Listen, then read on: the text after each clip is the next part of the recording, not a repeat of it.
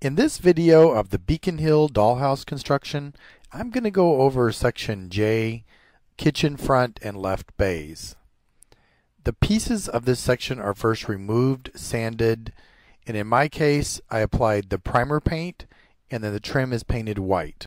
The kitchen bay is first installed, then the kitchen foundation and roof trim. I made good use of the quick grip clamps for the wall assembly and clothespins for the trim. Next, the front and left bay window panels are installed, then the bay roof trim and foundations.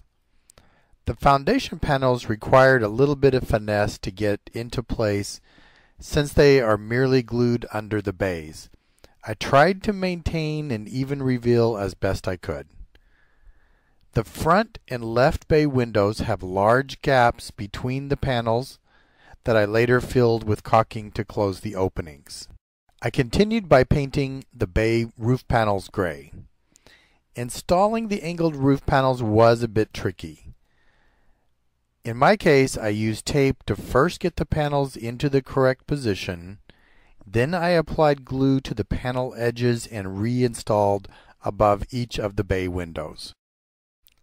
Thanks for watching.